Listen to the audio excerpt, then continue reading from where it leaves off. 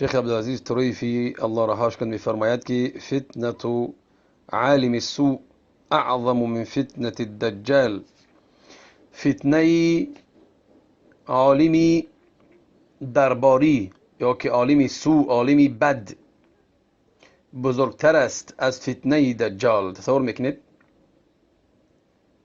فتنه عالم سو، عالمی درباری یا که عالمی بدی، فتنه انگیزی،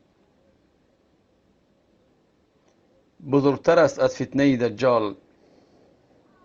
لأن الدجال یفتن العامه. برای چی؟ برای دجال در فتنه می اندازد عامه را، عوام مردمه، همه عوام مردمه. والعالم یفتن الخاصه والعامه. عالم میگه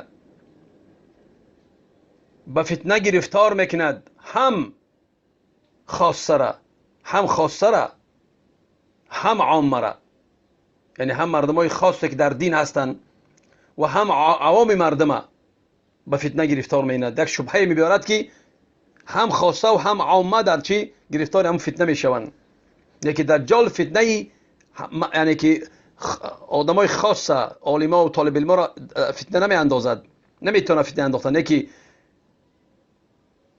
عوام مردم در فتنه می‌اندازد، عوامی که جاهل هستند.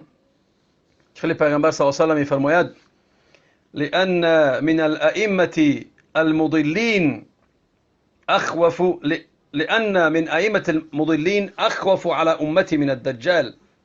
چرا؟ برای که از امامان گمراه کننده، از امامان گمراه کننده بیشتر میترسم برای امتم از دجال. تصور میکنید؟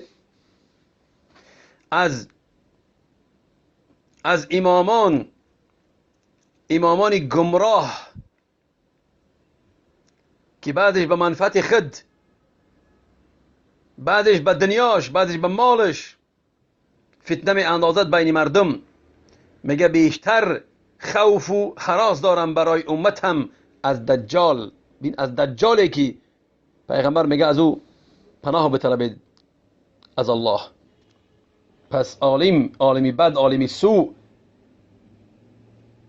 عالمی که از خود گپ میبافد در دین الله و فتنه می اندازد و بین مردم، از دجال بزرگتر است در فتنه.